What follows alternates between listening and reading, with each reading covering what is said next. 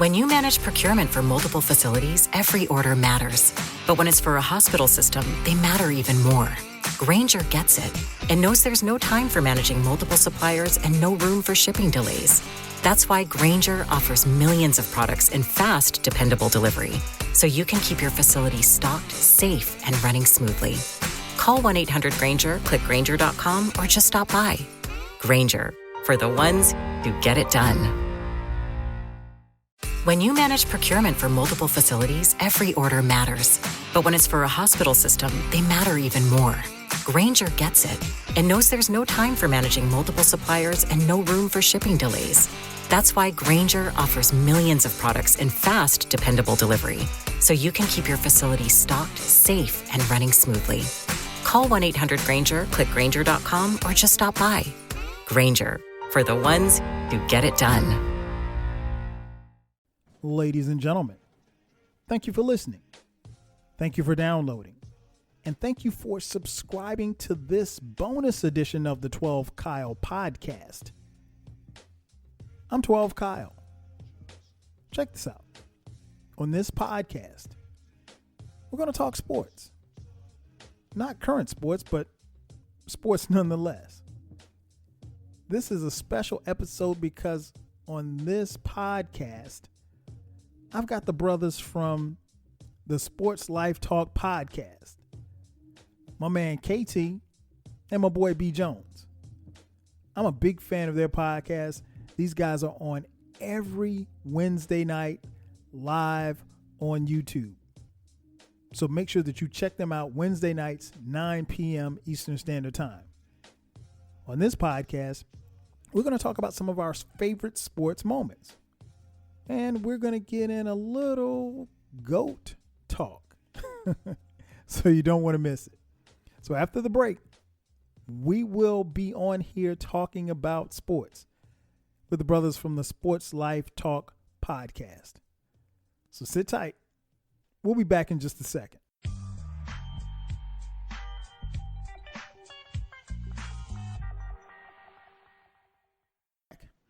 As I mentioned in the intro, we are talking sports.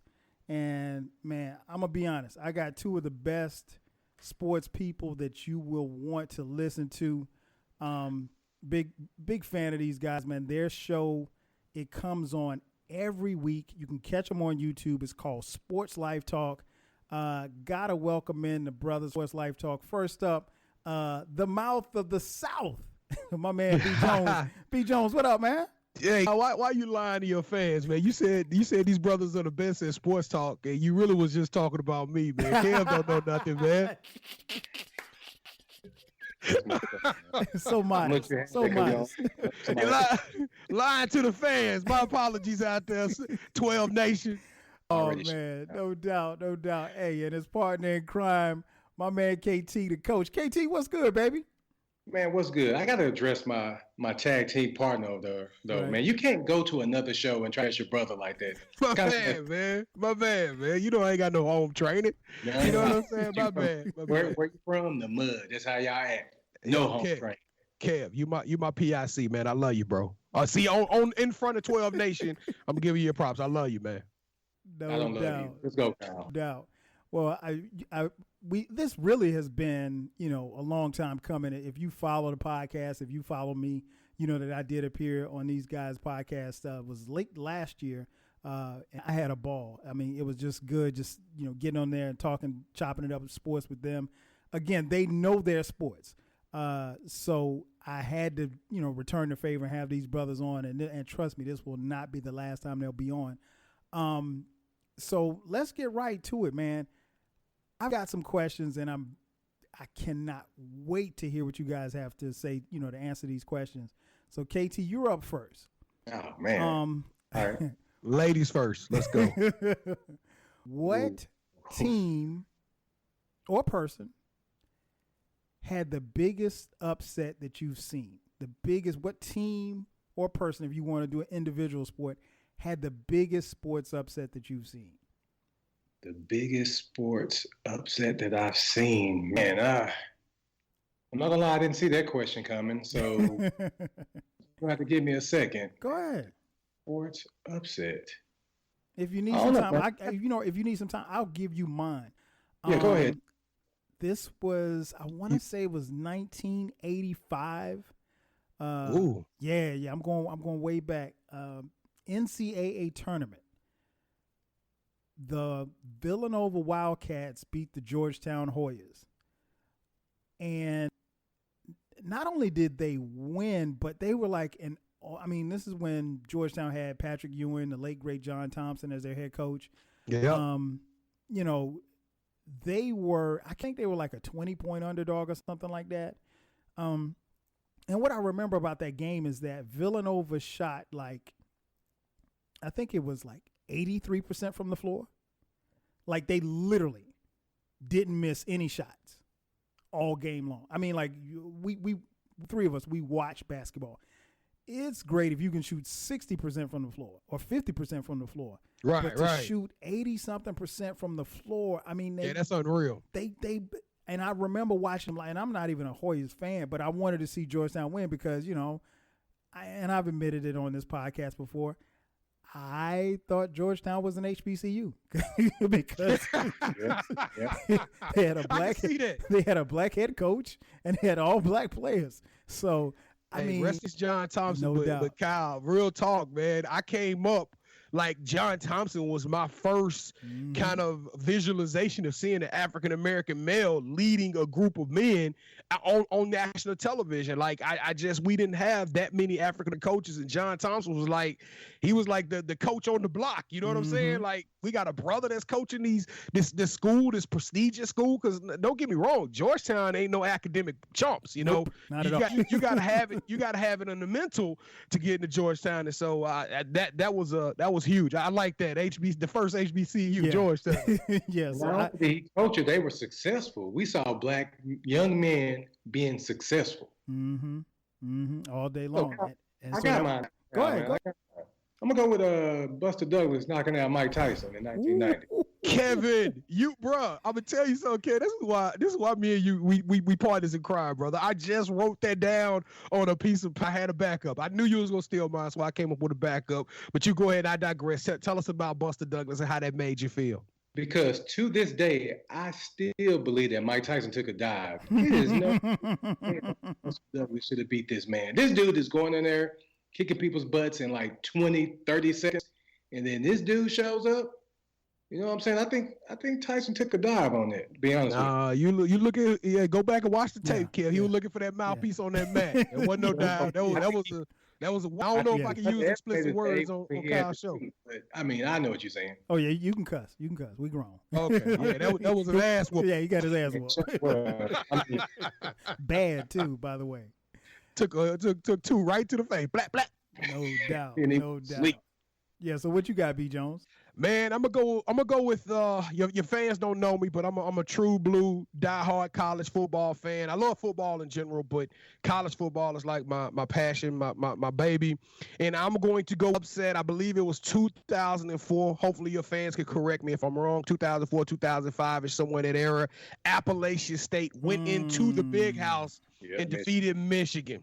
Yes. I remember watching that live. That game was crazy. That was a nut. I mean, that was just mess. Everything from beginning to end. And what's crazy about that game was that like Michigan had like Chad Henne at the quarterback. They had Mike Hart at running back. And we talking about guys who were like preseason All-Americans. If my memory serves me correct, I believe Michigan was the number 4 team in the nation at the time. It was crazy. Wow. But didn't they get beat by on the block field goal? Was that the game? Yeah, that was the game winner. The block field goal. Yep, that's right. It was the game winner. Michigan was lining up for a field goal attempt to win the game, and Appalachian State blocked the field goal attempt and won the game. You know, people don't really remember that game because as history is revision, it turned out that Michigan team really sucked. Just being honest with you. They did. Hey, but to be honest, what Michigan team hadn't sucked lately? Let's just keep it real. Ooh. Ouch. Well, I mean, especially here recently, man. I mean, you got a good point. They have underachieved, especially in the Harbaugh era. So I'm feeling you on that. He's making his name alone in Michigan right now. And didn't they just sign him to a contract, an extension? Yeah, that didn't really make a lot of sense to me, but hey. I mean, it is what it is. Now, Kyle, I got to do this. I got to run. I don't know why I love messing with my boy Kev, Go ahead. but I also remember LSU. I also remember. Go ahead. Go. I also remember LSU defeating Florida when Florida had Danny Werfel as the quarterback, Yes. Heisman quarterback, and they thought they were gonna come into LSU and win them, and them Bayou Bengals pulled off the biggest upset against #1 Florida. You remember that, Kevin? Kyle, I need you to take control of your show so we can. You're doing a little too much for me. Ladies and gentlemen, this is how these brothers get down for real. This is how they get down every Wednesday on YouTube. Make sure that you check out Sports Life Talk on YouTube. Don't forget Wednesdays at 8 p.m. Wednesdays Central. at 8 p.m. Live. You can catch them on the live stream and subscribe to their site. Ooh, I like you, Kyle. That's what I'm talking about. Show us love, you gotta oh yeah, you always got to get the plugs. Just to piggyback on the Georgetown Villanova game. Villanova won. The score was 66-64, right? And they did shoot 82% from the floor. And again, Georgetown, they came in with guys like Patrick Ewing, David Wingate, Michael Jackson, and Reggie Williams. And so like they had, I think those four guys actually went to the pros. Then one other thing that I remember about this game was just how locked in Villanova point guard Gary McLean was. And Gary McLean, okay, so it's a pretty known fact, but I'm going to drop a gem on it before we move to the next topic. Gary McLean, so you guys know how, at least back in the day, when you won the title, you go visit the White House, right? Yes. So okay, they go to the White House, and he later admits this in an not ESPN, Sports Illustrated article. Gary McLean admitted that when he went to the White House with his team, he was high off cocaine. Wow. He said they stood there and were being praised by then President Ronald Reagan. He said the only thing he could do was stare at the back of Reagan's head because he was out of it. He said he did about 6 or 7 lines of cocaine before they hit the White House. He said he was high out of his mind. Straight booger sugar. Well, we do know that, Reagan brought it to our neighborhoods too. It is what it is. Yeah, exactly. Yeah. Let's keep it real. Exactly. So yeah, Gary McLean, and it's funny because if you go look at YouTube or whatever like that, and you look at them at the press conference, he literally is standing there staring at Reagan's head. He's not moving. He's not doing. And he also mentioned in the article how parent was and everything. He thought the Secret Service were out to get him and all kind of stuff. Like he started tripping like before they left the White House, but nobody noticed that he was high off cocaine. He said, but he was gone off that cocaine. Man, this is crazy, Kyle, that you brought this game up because I'm sitting there just looking at it, and everything about this matchup was historic. This is such an iconic game that I never got the opportunity to watch it, and I'm going to, as soon as we log off, I'm going to go jump on YouTube and see if I can catch this whole game. Not only was this game balanced beginning to end, I mean, we're talking about a 2-point deficit, but the game was held at Rupp Arena, which is a legendary college arena. The people who called the game was Brett Musburger and Billy Packer. Legends.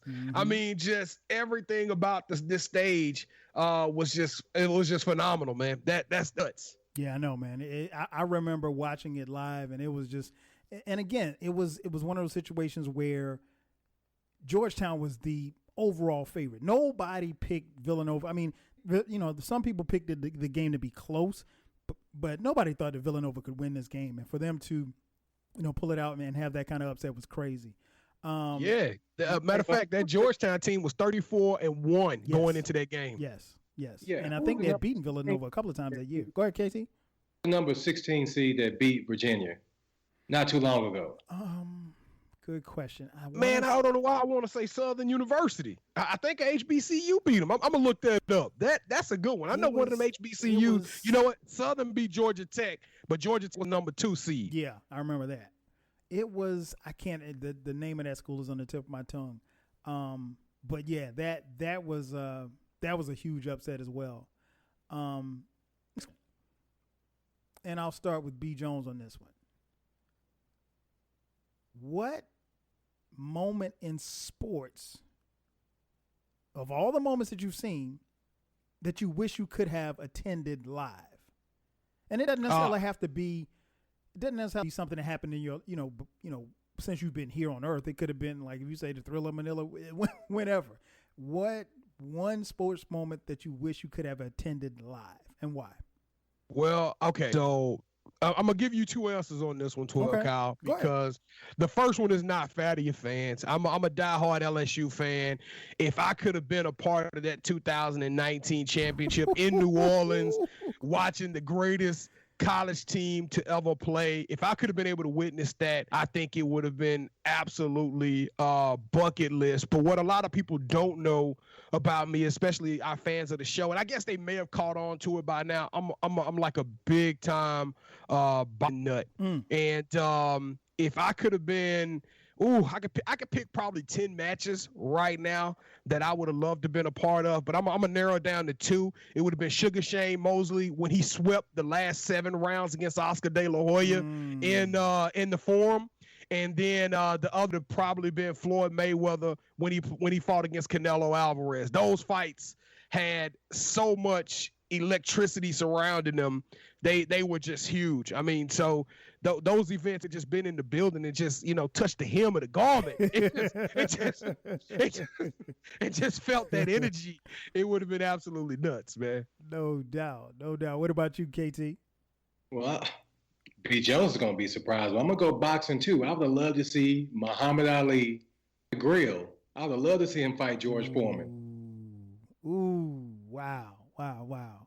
And one of the reasons is everybody knew that Foreman had the power, so Muhammad Ali had to use his boxing skills and his mental to beat this guy. He beat him up top. Hey, I'm going to let you throw all these haymakers you want, and guess what? When you get tired, I'm whooping that ass, and that's exactly what. Oh, man, that is crazy. You know what? That people, I guess, especially because we're a little bit older, we're a little bit more seasoned probably than a lot of people that's listening. The three of us remember a time when boxing was the shit. Like boxing was really boxing when it was culture. Like 6-7 fights a year. Not this. I'm gonna fight once a year. Well, you know the difference. 12, Kyle. Mm-hmm. Is that back then boxing used to almost be free. It was HBO. Remember back when HBO had control? Yes. Now you got to pay $79, $99, $90 to fight, and that's us as black folks. We ain't gonna pay. We ain't gonna pay that type of money. Yeah, we're gonna go to somebody's That's house. the problem. Yeah, everybody going. But HBO was you could just go home on a Friday night. The street lights come on. You was heading home to watch the Tyson fight, and that's just how it worked out. So, no doubt. Yeah, you're right. I can even go back a little bit further, man. I remember when the major fights would come on ABC on Saturday afternoons. So like you would catch an Ali fight or Sugar Ray Leonard fight on ABC. There was no such thing as pay-per-view. If you wanted to pay, you had to go see it live. But other than that, you could see it on TV and everything like that on national TV. It wasn't on any type of cable, anything. Those are the good old days, man. I remember those days. The sports moment I wish I could have seen live. Damn, that's tough. It's so many. I probably would when he took his last shot. Yeah, the slam dunk contest with Michael Jordan and Dominique. That probably would have been crazy. Yeah, man. I would probably say I'd probably go back to that one. Like you said, Jordan's last game. Last game as a Bull, which I honestly thought should have probably been his last game, period. He probably should have stayed retired, but that game and just the ebb and flow of that game was just crazy. Yeah, I definitely say that. That's definitely would have wanted to attend live. Let's see, KT, I'm going to come back to you. When we talk about sports, what was the most touching moment that you've seen in sports? It didn't necessarily have to have made you cry, but, might have kind of pulled on the heartstrings. You might have, Onion might have appeared in the room when you were watching this. Most touching moment in sports that you remember or that that you've actually seen. Okay, one that kind of sticks out. You remember it was the Olympics, and I want to say the guy tore his hamstring. Okay. And he was on the ground, and his goal was to finish that race, but he couldn't do it by himself. So his dad came from the stands. Yes. Do y'all remember that one? Mm-hmm. Mm-hmm. His dad got him. Security tried to stop his dad from going. He's like, nah, that's my boy. I'm going out there. And they finished that race. So if I had to go with one, that's the one I'm going to go with. Okay. In the Olympics, no doubt. Kev, man, we synchronization, bro. I guess that's why we do one of the dopest podcasts on this side of the Mississippi. Hey, BJones, that's why we're the Dudley Boys of podcast. That's what I'm saying. Shaq and Kobe, baby. Let's go. No, but I'm gonna give your fans a little bit of something different. I'm gonna take it away from the Olympics because I could go through a couple of Olympic moments, but I'm gonna take them back to the gridiron, right? And it was this kid, and I don't know why I can't think of the life of me. He was a football player, and he went blind. And a few years ago, USC actually it was close to the end of the game. USC had secured the game. Yeah. But they let a blind kid fully pad come out there. He snapped the ball. What's his name? Jake Olsen. That's it. Thank you, Kevin. Thank you. Jake Olsen snapped the ball in the real game, and the other team they eased up a little bit, but they gave him the moment. They treated it as if it was a real game, and he was able to. And I mean, the snap was picture perfect. What? They catched their point, and at that point in time, I kind of got a little bit of my faith back in humanity. That was a big moment for me. I was like, we can stop and we can celebrate little things like this. But there was also a kid in high school, and I never knew his name, but he was an autistic kid. He dropped 6 3-pointers in the last 2 minutes of a high school game. He was a senior. That moment, just watching it on IG, I was like, oh man, that's awesome. So those types of moments do bring me to tears, man. Oh, no doubt, man. I remember. It wasn't until you said his name. I remember that kid, the long snapper at USC, and you're right. He's blind, like he's couldn't see, and he made a picture perfect long snap for them to kick the extra point. And that was definitely a feel good story. I think, if I'm not mistaken, that was like the lead story on SportsCenter that night. And like when the game was over, like they celebrated and picked him up and carried him off the field and everything. It was one of those. It was crazy. Great feel good moments. If you remember, they did a special on him before he went to USC. He's been a lifelong fan, and the fact that he was able to get a scholarship and actually go and do that, hats off to USC. No doubt. Yeah, I believe that was Pete Carroll's decision too. I believe Pete Carroll was the man behind that. So I gotta give him a rose for that. No I need Pete Carroll to go ahead and ship Russell Wilson. To the New Orleans Saints. That's right. That's ship not Russell Wilson. That's not Russell Wilson. Dak, I love you, Dak, but get Russell Wilson. He's bringing Sierra. So hey, y'all know Russell Wilson ain't going nowhere. That's not gonna happen. I mean, you know what? We have a lot of time before they actually have to make a move, but I would be surprised and borderline shocked if Russell Wilson gets traded. You never know. And like one of my boys pointed out to me today, he said, he was like, Russell wants to stay in Seattle. He's like, but you know who's making that move behind the scene? Sierra. Sierra's like, baby, I want out of here. And when wifey says she's ready to leave, it's time to leave. He had the choice. Let's be real. We've seen his wife. Yes. If she wants to go to Alaska, guess what? I'm buying an extra jacket. We out. That was a bad one. You know it. My most touching moment, it's been a few. And people that know me, y'all know I'm a thug, but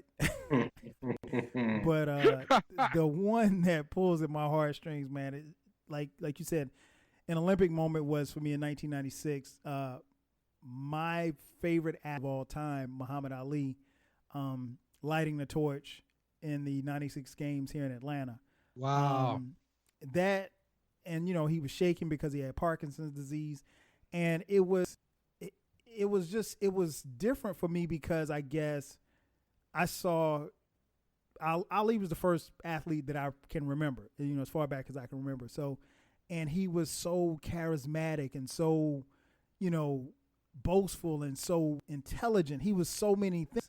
And by the time, Parkinson's had robbed him of, so much of what he had in his motor skills, for him to still be able to get up there and do that and still be full cognizant of what's going on was amazing to me, man. And just me seeing him there, man, I'm not going to lie, man. I said I was watching it and one tear came and then another tear came, and then I tried to like walk out the room and I couldn't. By the time I left the room, man, snot nose crying. I was just, because that's my guy. So Kyle, I hope you can edit this out, man. I got to give you a different perspective. I actually got in trouble at that exact same moment. So, and like you, I too have memory from Muhammad Ali, but I was reprimanded, and I want to give the I guess you call it the peek behind the curtain. Mm-hmm. I was only about 12 years old at the time. Okay. But I might have been a little bit older. I might have been 12, 14, but something you were old like enough that. to know better. I was old enough to know better, boy. He was up there shaking. I made the joke out. My grandfather jumped on me. I said, man, he look like he about to burn the damn stadium down if he make one false move. And oh my goodness, I got sent out the room. You lucky I didn't you even get your ass whooped. I almost did. I almost did. Thank God my grandfather was a deacon. Oh man, and you know what? You know why? Because Ali resonates so much. I'm sorry, KT. What'd you say? The one thing I will say about him is people loved him when he couldn't speak anymore. That's when they started loving him. This is true. When he spoke the truth, they didn't want to hear it. But when he can't anymore, oh, we love you now. This is true. And, I think, to your point, KT, it was, a lot of people were like that as far as Ali. But, when Ali was in his prime, I mean, and like I said, BJones, I'll cut you some slack. Or, the people in that room and your grandfather probably wanted to cut you some slack, but for them, Ali was their, Malcolm X, he was their Dr. King, he was their Jordan, he was everything, and we haven't seen that type of, again, a guy who was in his prime, walked away from his prime, because he didn't like what the government was doing and he wasn't going to serve in Vietnam, and was stripped of his title, his dignity, and he still was who he was. And, so for your grandfather, that guy was, it wasn't gonna be no jokes. Your grandfather wasn't gonna let you get that off. Nah, I wasn't able to get it off, but I was trying to be a clown. You know what I'm saying? I'm one of Muhammad Ali's biggest fans, man. I was just trying to get a laugh. But that whole Olympics in Atlanta was huge, though, man. Yeah, it was. It really was memorable for so many reasons. All right, BJones. Let's go. What was the most devastating loss that your team has experienced? Any of your teams? The most devastating loss any of your teams, college, pro, whatever. Man, your fans gonna get tired of me being a homer, but I'm the mouth of the South. I am from Louisiana, the Louisianimal, and the Minneapolis Miracle had tears coming down, man. It broke me. It broke me down all the way. Seeing Stephon Diggs catch that ball as time expired, it was. I mean, it was truly devastating, man. For all the wins, and we haven't been able to get back there since. So I honestly still hadn't gotten over it. I'm still a little emotional, just right now. Hold on, 12 Nation. I need a second. Hold on. Man, listen.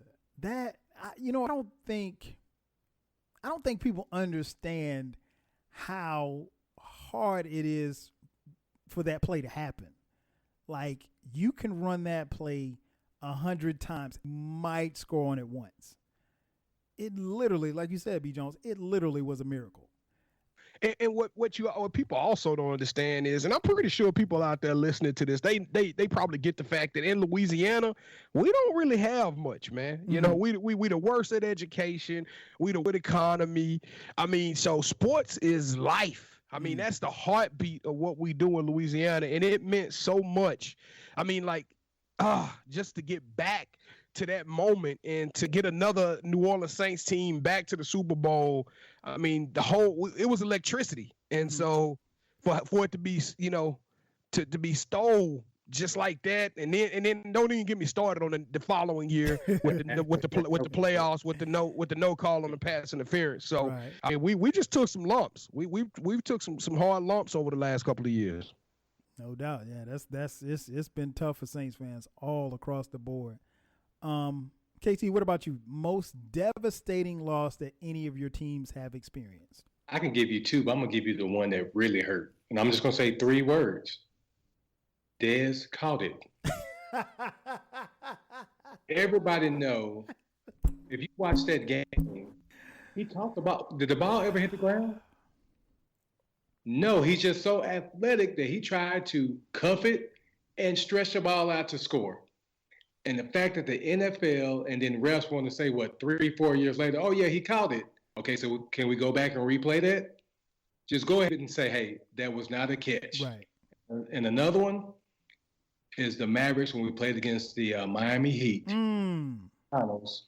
When we were up 2-0, I think we were up like 10 or 12 with maybe, 10 minutes left. And then the refs went off. No, the refs. D-Wade did go off. Come on, KT. Wait, no, listen. Okay, Cal.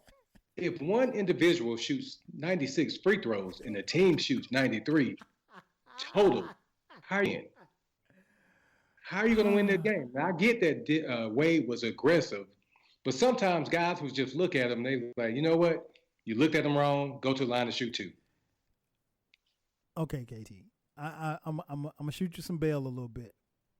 No, don't cut him no slack. That's horrible. But you know what? But hold up, BJones. But here's the thing, though, KT.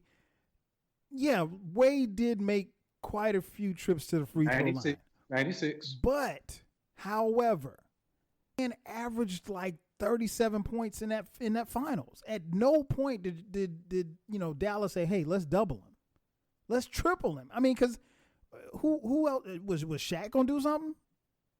Shaq wasn't doing nothing. That was all D Wade, man. I mean, Cal, if we even tried to tie his shoe and be nice, he was going to the line. It didn't matter. He'd have went to the line. He just shot 120 free throws. I'm a huge NBA fan. There have been very few times where I can even utter something that somebody was Jordan-esque, but that was like as close to like a MJ run as I've ever seen in the playoffs. It was D-Wade was incredible. He was incredible, but he didn't just all shoot free throws, KG. Come on now. 96 free throws, though? Did he really shoot 96 free throws? The team shot 93. You can't tell me that's right. KT, you sure about that? Do I need to look that up? Yes, you can look at 96 free throws. 93. You can look at that. You know what? I'm gonna tell you something, Kyle. I'm gonna give him the benefit of the doubt because he been emotional about that one for a while. I can tell. So I promise you, that's not the first time this conversation about that. And it won't be the last. Yeah. But you know what? His most emotional moment in sports, so 12 Kyle Nation can hear about this, is when he actually got a technical foul when he was coaching his middle school team. That's his most emotional moment. Do we got time? We have plenty of time, man. I'm a 12 Cal Nation. I want y'all to hear this. I'm coaching middle school basketball, 8th grade. My guy is on our end. He gets out. You can hear it. Everybody heard it. I let it go because it's middle school basketball. The refs are going to miss some calls. But we go to the other end. The same exact play happens, and we're at home, and they call a foul. Mm-hmm. So I just simply say to the ref, hey, if you're going to make that call down there, you got to make it down here. His response was, hey, coach, that was all ball. So my response was, hey, a ball don't sound like that. I got teed up for that. My first tech. Now, 12 Cal Nation, y'all tell me now, was that tech worthy? I already know the answer. It wasn't, but I guess did you yell it or did you say it just as calm as you said it just then? I said it just as calm as I did just then. Having a back and forth. All he had to do was say, hey, coach, that's enough. I would have been quiet. Mm-hmm. But don't talk to me and then I'll respond and you think, oh, I'm going to tee you up. That's the weakest tech ever. Okay. Well, you know what, man? Kyle, I think his wife is the only person to make Kevin make any other noises and go out of the tone than what he making right now. So, you know what, man? I'm gonna cut him some slack because at one point in time I was coaching my son's football team, my son Cameron, and I was one of the assistant coaches, and the ref, he missed a call, and the kid clearly was holding. And he just tackled our guy. And all I said was, you didn't see that, ref? And he didn't say anything. I said, can't be that stupid. And he threw a flag on me. That's now that's different. You call this man stupid. And you know what's funny? our head coach was like, because the flag came, it's one of those flags where the flag comes out of nowhere at the end of the play, and like you're like, wait a minute, play stop. Where did the flag come from? And so the head coach was like, and I was like on the I said it and I walked away, and so the head coach was on the other end of the field, so he was like, ref, where does this flag come from? What's this flag about? He's like, I got your coach over there for talking to the other official.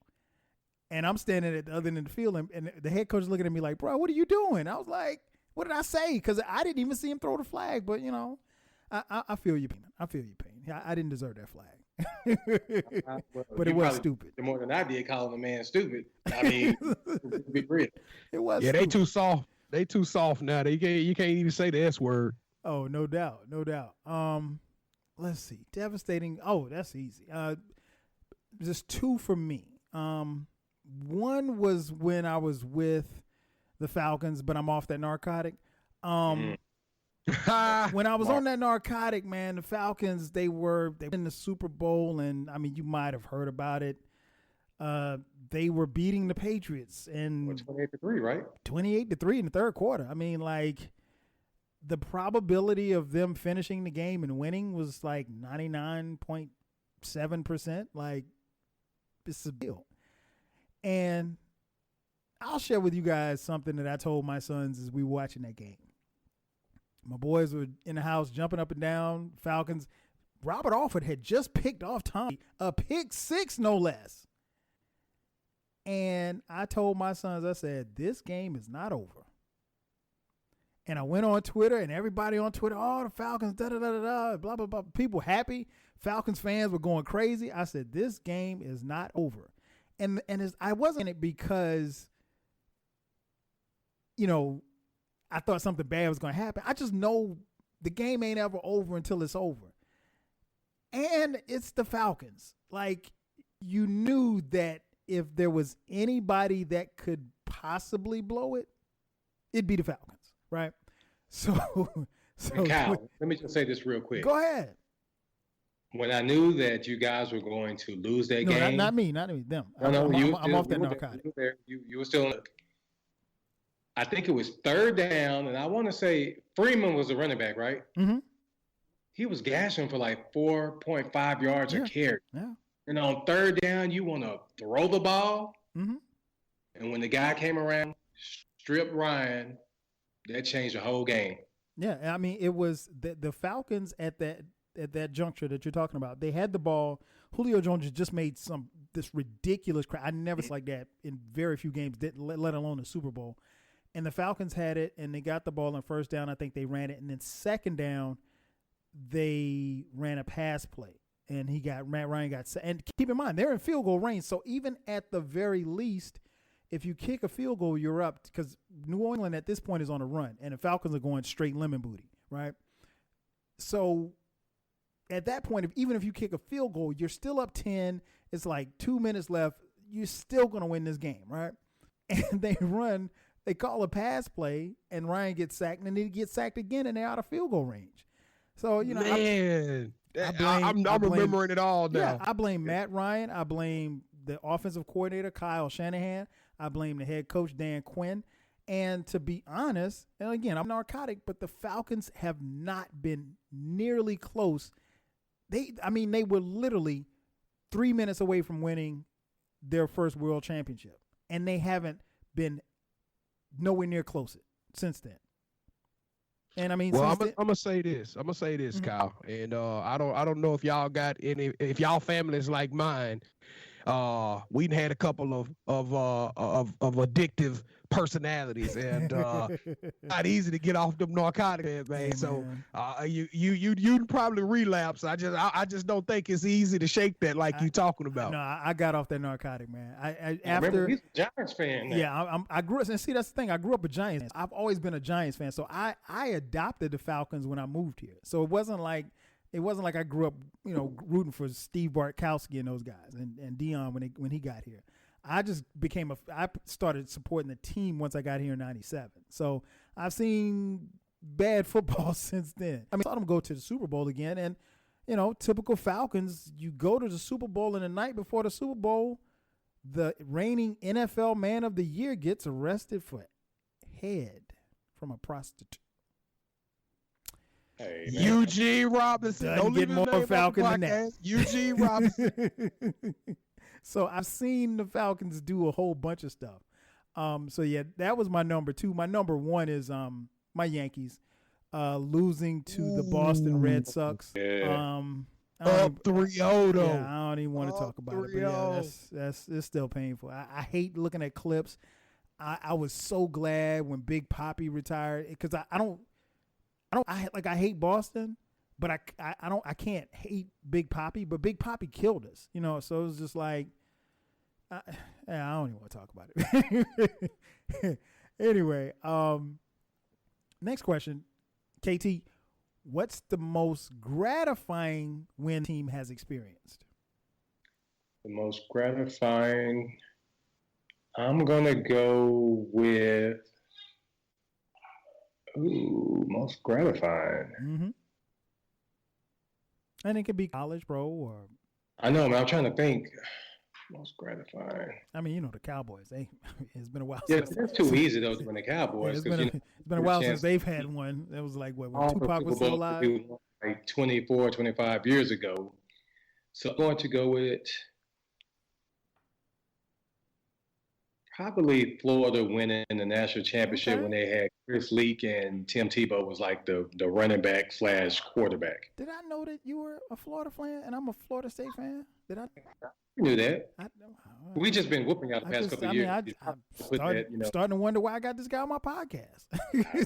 he's a Cowboys fan. He's a Florida fan. What the hell's going on here? Hey, you gotta do a better job of vetting people. I know, right? Man. Pretty much. But yeah, I'm gonna go with that one, man. When they won that one with Tim Tebow, and then when Tebow was able to get one, being the man as well. Oh yeah, that was huge. That was huge. What about you, BJones?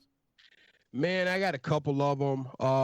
And start off with I'm a big guy. When y'all get to see the show, I'm a big guy, and I used to play defensive line throughout my whole career. That's just kind of like my attitude. I always wanted to tackle people, and so I had inflated this admiration to a point where, you know, if you ask somebody like who's the most iconic player during a certain time frame, it would have been none other than the Minister of Defense, Reggie Jackson.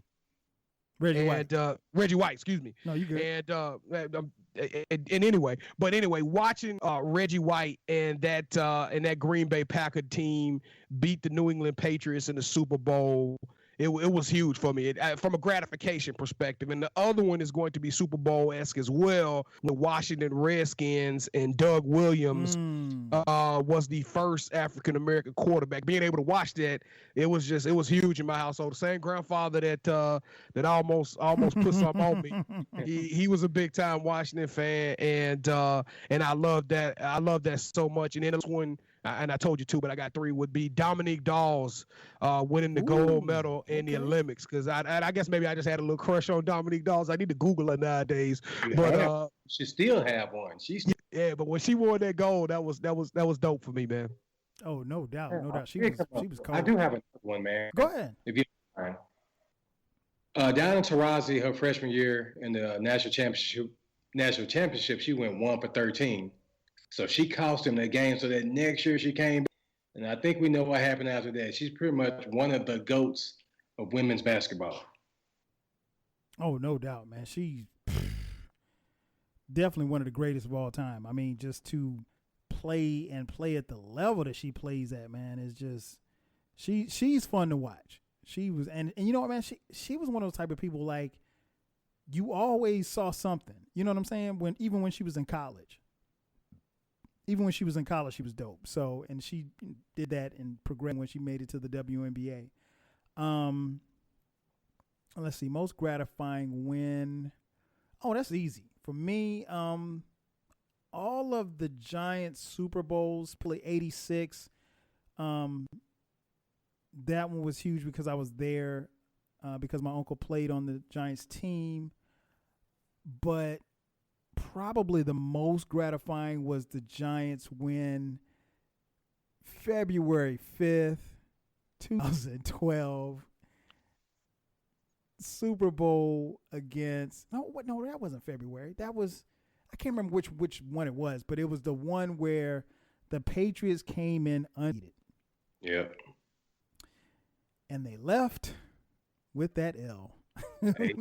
Yeah, I think that was around 2012, and that was a huge. I still to this day cannot forget David Tyree's the catch, man. That's crazy. Eli, I tell people, Eli got to the Hall of Fame off the back of two no question. crazy games, man. No question. I think Eli's playoff record is like 500. Other than those two Super Bowl runs, he was pretty much average. It was actually February 3rd, 2008. The Giants won 17-14 against the New England Patriots, who came into the game with Tom Brady, Bill Belichick. They came in undefeated. They were looking to have a winning undefeated season, and Eli Manning did it to him, man. So that's my. Well, I think giving Eli a little too much credit with that defensive line. Come on, y'all, let's stop playing. I agree with you. I'm not saying Eli won him the game. I'm just saying that based off of those 2 game performances, that's what's going to get him to the Hall of Fame. Right, KT, I agree with you 100%. Yeah. That defensive line with Humaniera and Justin Tuck, Michael Strahan, that defensive line was unreal, fam. But I'm just saying based off of performance, because honestly, I just don't remember like any heroic drives that Eli had during the regular season or any just all-world plays. Like from an iconic perspective, Eli was really just a little bit above average to me throughout his whole career. He got longevity on his side, and I don't know, maybe a Giants fan can go here and school a little bit, but he never stood out to me on fantasy football perspective as somebody I'm getting Eli early. You know what I mean? That's just you kind of watched him do his thing. He was slow and steady. He was but he didn't bring that wow factor until those 2 Super Bowls. No doubt. Anybody that had Eli on their fantasy team at any point, I guarantee they came in last place. Hey man. You know what it was that year? Eli, I think what it was, he got hot at the right time. He had a pretty average season. He didn't have even in the playoffs, they had those wins, obviously, and they won on the road, but he played well and he played steady. And same in the Super Bowl. He didn't have it wasn't like he threw for 400 yards, and 5 touchdowns. He played a slow and steady game. He made the throws. Even the second time when they beat the Patriots when they played them in Indianapolis, he makes that throw to Mario Manning. Eli could make that throw 100 times. He'll probably only complete that pass 1 time. He was in a zone, man. But did he really get hot? Now we want to talk about getting hot and leading their team to a Super Bowl. That was Joe Flacco. Well, he did. I think he performed like that. I'll go back and look at his stats. He didn't perform like Joe. Joe was hot. I had to go back and look at his stats. I just know that Eli, just from watching the Giants that year, his regular was decent. It wasn't great. And he just played better as a quarter, played under more control. He didn't turn the ball over. It was just a different type of Eli at that particular time, man. And that was the thing that kind of propelled the Giants, to victory. Not like BJones said, he wasn't the sole reason why they won, but if he doesn't play as steady as he does, then that defense can't hold Tom Brady to 14 points. Yeah, so I'm looking at Eli's career stats right now. His strongest season was 49 passing yards, which that's a pretty good one. Yes. But on average, he was between 3,300 to about 4,000. That was kind of on average, and that's going to be consistent with what a top 10, maybe top 10 quarterback. His most passing touchdowns in the year was 35, which that might have been a Pro Bowl year, but Eli only made 4 Pro Bowls, right? But he's made 4 Pro Bowls, but he's got 2 Super Bowl MVPs. So put that in your crack pipe and smoke it. You know what I'm saying? That's the reality. Like I said, is Eli is going to make it to the Hall of Fame on the merits of 2 outstanding playoff runs. To your defense, Kevin, 2 outstanding playoff runs, but more or less 2 Super Bowl rings in which he played really good in those games. No doubt. I tell you what, man, this is a perfect time for a quick commercial break. We'll take a quick commercial break, and on the other side of the break, I'm going to hit these guys with some rapid fire questions before we get out of here. Once again, you're listening to the 12 Podcast.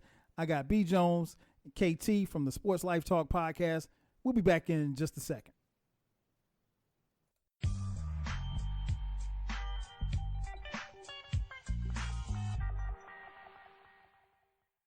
Yo, Mars Blackman here with my main man, Michael Jordan. Yo, Mike, what makes you the best player in the universe? Is it the vicious stumps? No, Mars. Is it the haircut? No, Mars. Is it the shoes? No, Mars. Is it the extra long shorts? No, Mars. It's the shoes, right? Nah. Is it the short socks? No, Mars. Money's gotta be the shoes. Shoes. You sure it's not the shoes? I'm sure, Mars. What about the shoes? No, Mars. Money's gotta be the shoes.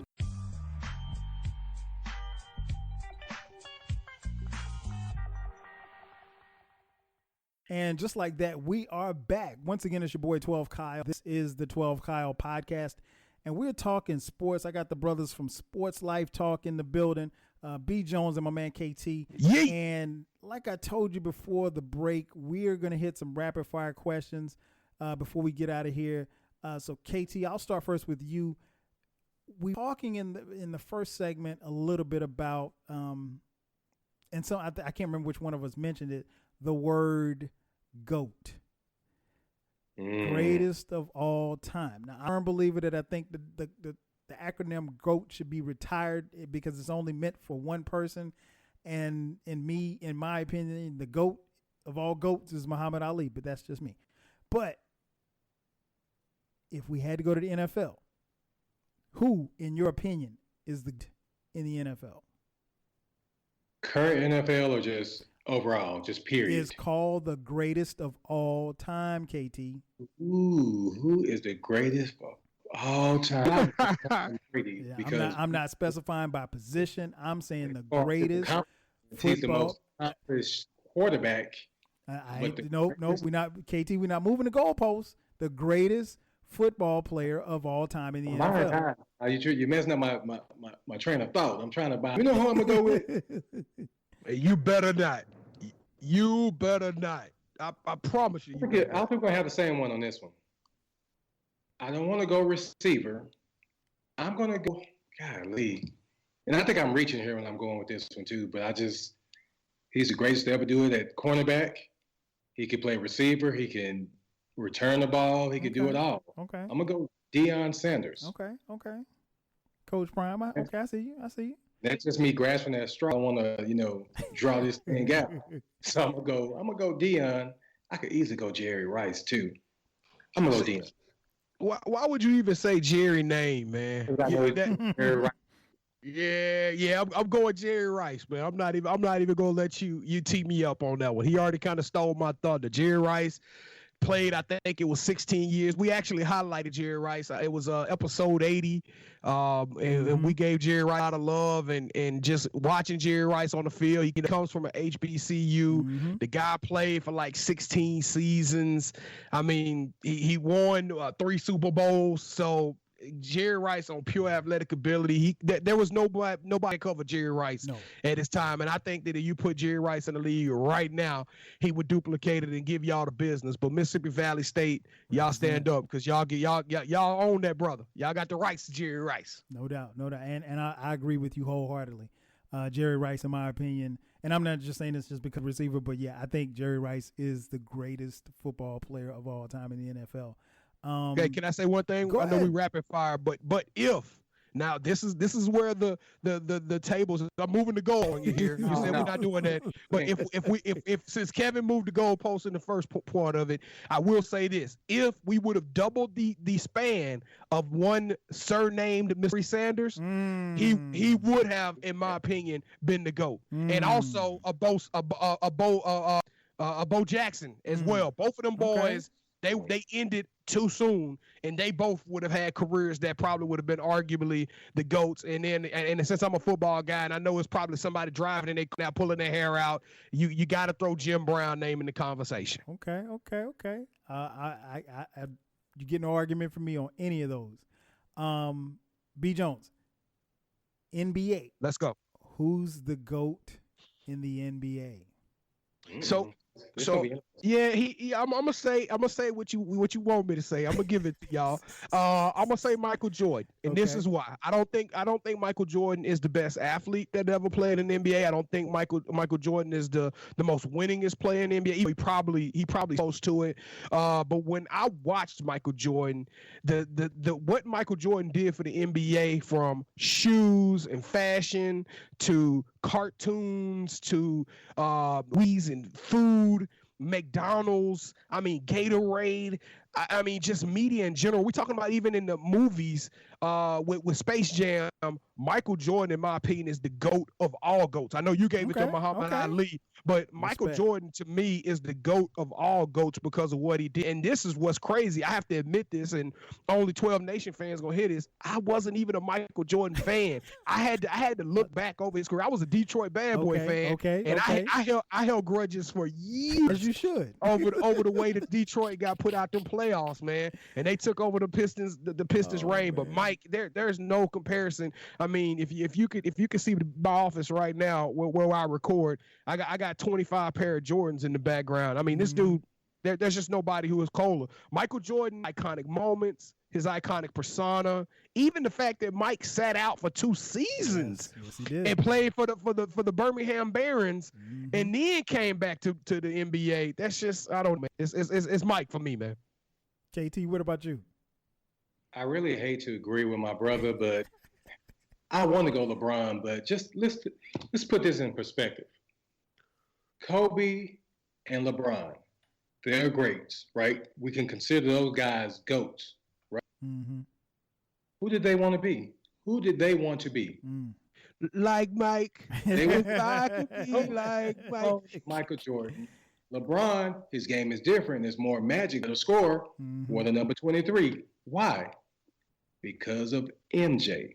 Now, like BJones said, he's not the most athletic, but the dude is a straight up killer. This dude got, let me ask y'all this. When the last time you had a stomach virus and you went out there and tried to drive it on somebody? Hey, it wasn't a stomach virus. He was drunk. He was hungover. It was food poisoning. Remember Yeah, food poisoning by Mad Dog 2020. Hey, when the last time you had some Mad Dog 2020? February the 32nd. That's the last time I had it. That Suncrest peach, you know. But yeah, that only adds to his legend, man. I'm a complete the trifecta, man. For me, it's Michael Jordan, man. I mean, he. I think LeBron. Honestly, LeBron. When LeBron's career, I think he will have almost every major statistical category, and LeBron might be the best all-around player that I've ever seen. He might be. I take that back. He's probably the greatest all-around player that I've ever seen in my life. Agreed. But he's not. To me, he's not the GOAT. It's LeBron. It's Jordan. That's right. And let me tell you one thing that I hold against LeBron, and this is not fair. So LeBron fans, please put the gun down, put the razor blades down, right? But it's the fact that LeBron has lost so many times in the finals for me. And I know what he did getting Cleveland there to play against San Antonio was nothing short of heroic. But losing to the Dallas Mavericks when he had that team that he put together, that counts to me. Yeah. That stuff like that counts. Letting the Warriors shoot them out the gym, and I know he lost Kyrie, but that counts to me. Come on now, stuff like that. I know, Kevin. You know the LeBron the fans ain't gonna hear that, man. They're not gonna have that. I can't let you get away with that. But this the thing, though, Kevin. You get away with it, but we never had to worry about if Michael Jordan was gonna lose in the finals because he didn't, sir. 6-0. Never made it to Game 7. In LeBron's defense, when he had to go against a Steph, a Clay, a KD, now he's gonna have to KD. Mike would have beat them all. Well, see, this is why we can't have this debate because, and I get it. Don't get me wrong. I totally understand both sides, but I think everybody's going to bump for their guy because every time they say something, well, Jordan had this, Jordan had that, and LeBron didn't have this. It's going to be, like I've heard LeBron's fans say, well, oh, man, well, they had to go get KD. They had to go get Steph. I mean, he's going up against 4 Hall of Famers. And I'm like, you can't help when you were born. So, jump in a time machine and get the 96 Bulls to play against, LeBron's Cavs team that won that year. Different story, but we can't. So, but Cal, the funny thing is, this is the first time that BJones really just said that Michael Jordan was the GOAT. Oh wow! Wow, breaking news right here on the 12 Kyle podcast. Because we both love LeBron's game, but I love we watching got to him. give man credit. We got to give we give props. I give props. Yeah, I love watching it, and I don't think that he's done. I mean, it's really amazing that LeBron has been the physical specimen and injury free, really, that the way that he's been his entire career, man. Because that's unheard of. It's I think people will, as appreciated as he is now, I think we'll appreciate him even more once he steps away from the game, because I mean, like, he's done so many great things, and I always make the case about LeBron that LeBron ultimately will have a bigger impact off the court than he does on the court, and that says a lot. Did a lot of shit on the court, and ultimately, Kyle, I think that is what's going to move the needle eventually. Mm-hmm. It's going to take time to heal all wounds, right? I think we're going to have to watch LeBron take a back from his career, and then we'll be able to sit down and digest it. Now that we don't have the same emotional investment tied to the wins and losses, but I also think that LeBron has the opportunity to do something that I think Mike missed on, and I'll never give Mike the edification or the glory for the fact of how he behaved off the court. Right.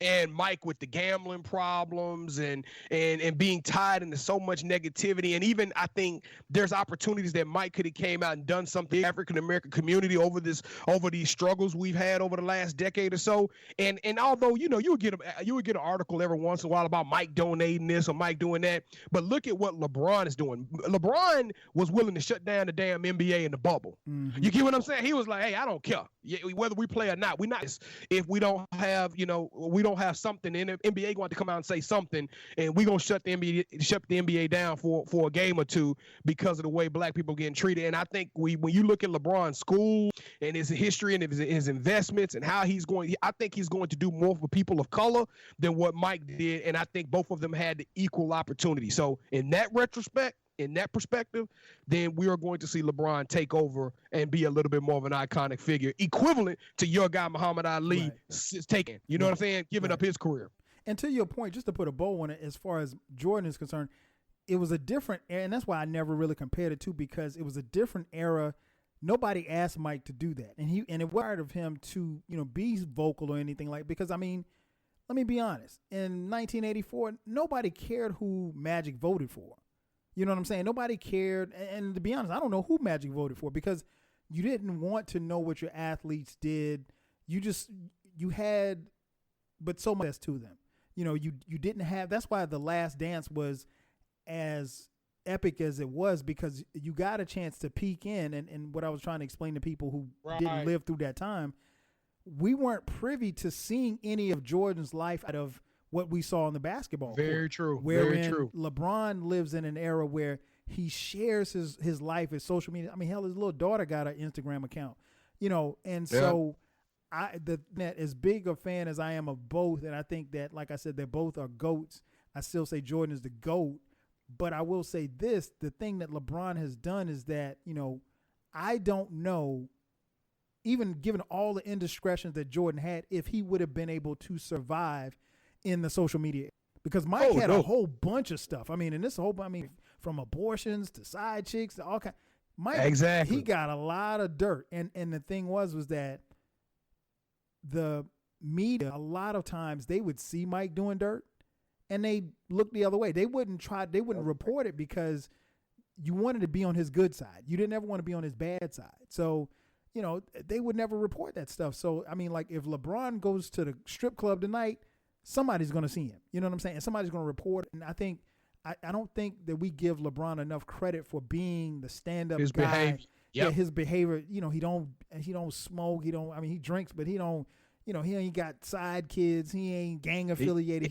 He's about as clean cut as you can be. He annoying as hell with that Taco Tuesday crap though.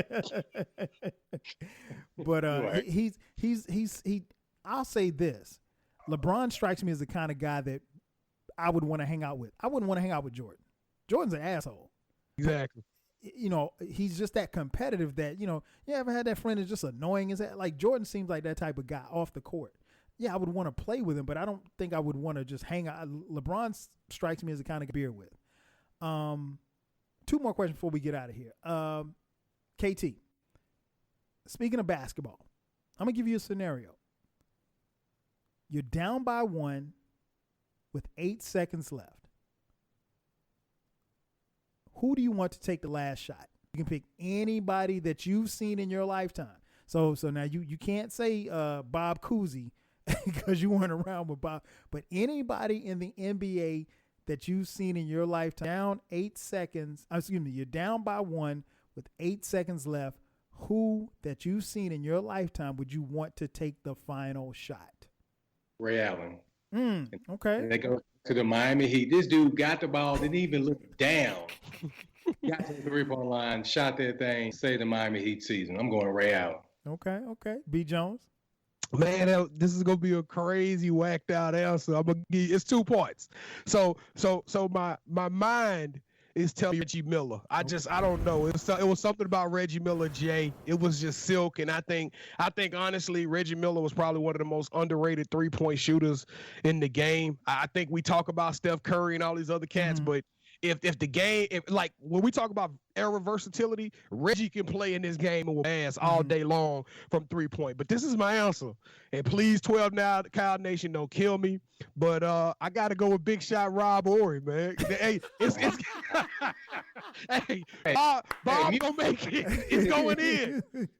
Mute his mic, Kyle. He's doing too much. You know, no. You know what? Man. He has a point. Because I know. If Big he's shot Rob, open.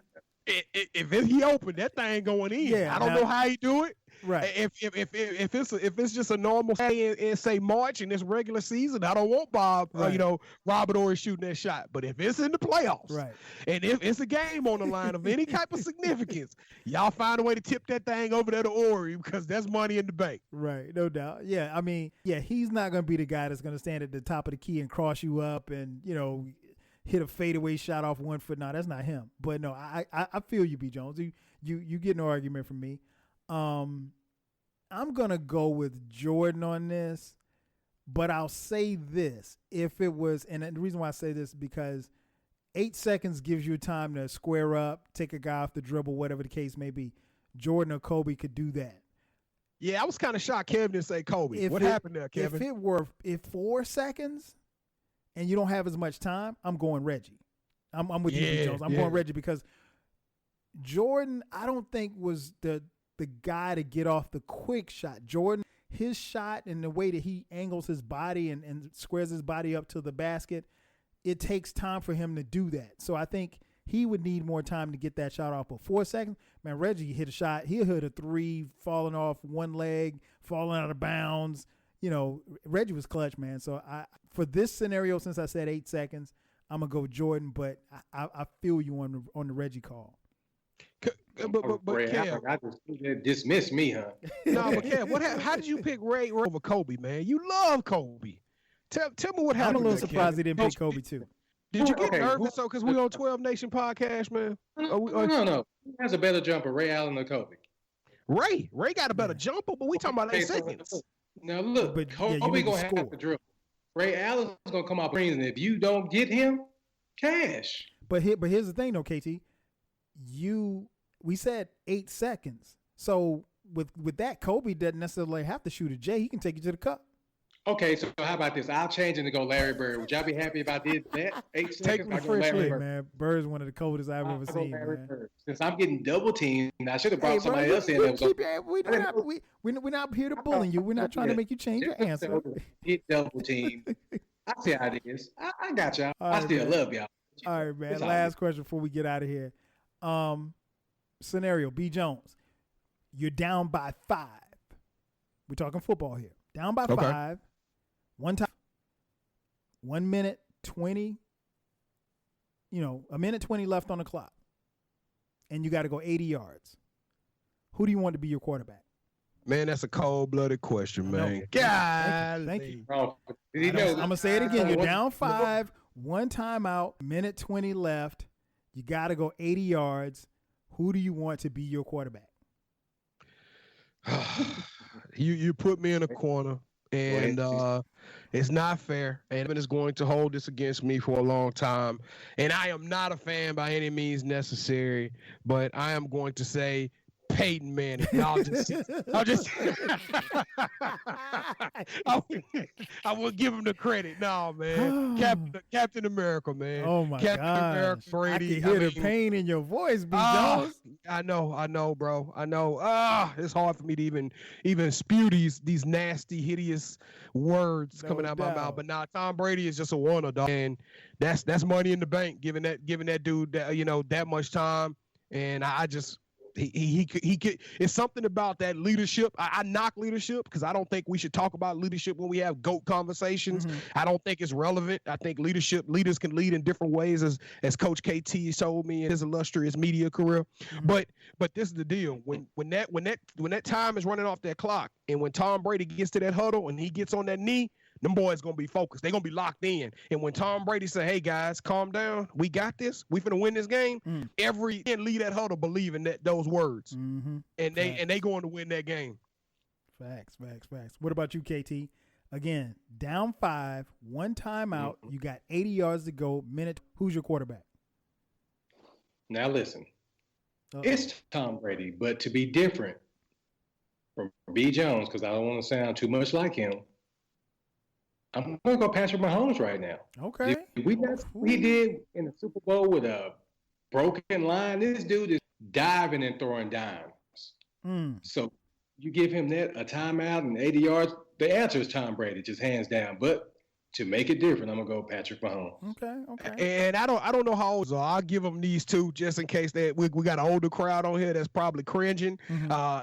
Yes, Joe Montana could have easily been that guy too. Yes. Joe Montana could have been that dude, and as well as a John Elway. So either one of them boys could have been in this conversation as well. But Tom Brady obviously biased. You know what I'm saying? Okay. I've seen it time and time again, and he's fresh off the mental celebrating number 7. So I'm gonna go Captain America. Wrong. That is the correct answer. It is Tom Brady, hands down. But to have a little variety, I had to put Mahomes. But it's Brady. Nah, for me, it's not Brady. It's not Mahomes. It's not John Elway. This is easy for me. It is Dan Marino. Oh, I like Thunder Dan. Dan Marino was the coldest quarterback, in my opinion, in that type of situation, coldest quarterback you ever want to see, because he was going to shred you up. And here's the thing. You got a minute 20 left. He's probably going to score with like 3 seconds left on it. So he ain't going to leave you no time. Ain't going to be no chance to kick or get an onside kick, anything like that. Dan Marino, he did not win a Super Bowl, but I think in my opinion, when you talk about quarterbacks and being in scenarios like that, he was the best that I've ever seen do it. He was cold, and he didn't have the ring, doesn't have the same cachet as Brady does, but one of the baddest quarterbacks from that, definitely one of the best from that class of '84 heralded quarterbacks. I tell you what, man, to piggyback off of what you're saying, if Dan Marino had just got one, especially if Dan Marino could have won 2 rings, I think Dan Marino would be not only in one of the I think he would easily be in the discussion for the top 5, if not top 3 quarterbacks that ever played the game. I think so too. People have seen Drew Brees come out there and throw for 5,000 yards, and he's done it like a couple of times, but Dan Marino was doing it every year. Yes. And this is the thing. He literally had sucky teams all around him. Never had a running back. I think he only had, and I have to look it up, but I think he had a running back rush for 1,000 yards once in his career. Like he never had no type of running back. So it was just. Yeah, but he didn't want a running back, so that was on him. Well, he made the personnel decisions. I think the thing was the Dolphins just knew that every Sunday Marino was good for 350 and 3 touchdowns. That was automatic. He didn't want a running back. He wanted to just drop back and just throw it. Come on, man. It's 84. He had a chance to tell the team what he wanted to do. Oh, man. This has been great, man. Before you guys get out of here, KT, tell us where we can hear you guys and where they can follow you guys and check you guys out on social media and the whole 9. Yeah, on Twitter, Instagram, Facebook. It's just @SportsLifeTalk. We're everywhere. So if you type our name in the podcast platform, you're gonna find us. Sports Life Talk. Make sure you go to our YouTube page. Please subscribe. Check us out Wednesday nights at 8 p.m. Central. You can stream us live on Facebook. But if you want to interact with us, and be really a part of the show, join us on YouTube. Mm-hmm. Yeah, it's a fun time. We got a couple of more co-hosts, Serge, KD, Miss Manhattan, and then Gemini Jones. I mean, it's truly a blast, and it's a roller coaster. And I guarantee you, I'm gonna say something that's gonna piss you off. So come on, bring ass, bring your ass. Let's go. That is old school right there. Bring your ass. Hey man, well fellas, I definitely appreciate you guys coming on. And look forward to doing it, man. We definitely got to do this again and talk more sports. All of you listening, you know where you can find me. You've been listening this long. I think you know where to find me. The 12 Kyle podcast can be found on every podcasting stream where you can find where podcasts are free. The podcast drops every Thursday at midnight. But you subscribe to this podcast because we will be dropping bonus episodes on Sundays as well. So that's going to do it for us. So for KT and BJones, I'm your man, 12 Kyle. We will catch Kyle, you. What's up? I'm sorry. I just wanted to get a fans this. If you was listening to the first segment, UMBC was the name of the team that beat Virginia in the playoffs. University of Maryland, Baltimore County. Yep. Baltimore County. Sorry to interrupt you. I'm sorry. No, I just wanted to get a fans that. It's all good. And that's going to do it for us. Again, thanks again for checking out this bonus edition of the 12 Kyle podcast. I'm your boy, 12 Kyle. We'll catch you guys next time. 5G. If you work in university maintenance, Grainger considers you an MVP because your playbook ensures your arena is always ready for tip-off. And Grainger is your trusted partner, offering the products you need all in one place, from HVAC and plumbing supplies to lighting and more. And all delivered with plenty of time left on the clock, so your team always gets the win. Call 1-800-GRAINGER, visit Grainger.com, or just stop by. Grainger, for the ones who get it done. Liberty Mutual customizes your car and home insurance. And now we're customizing this ad for your morning commute to wake you up, which could help your driving. Science says that stimulating the brain increases alertness. So here's a pop quiz. How many months have 28 days? What gets wetter as it dries? What has keys but can't open locks? If you don't want to hear the answers, turn off this Liberty Mutual ad now. 12 months, a towel, piano. Enjoy being fully alert. Liberty, liberty, liberty, liberty.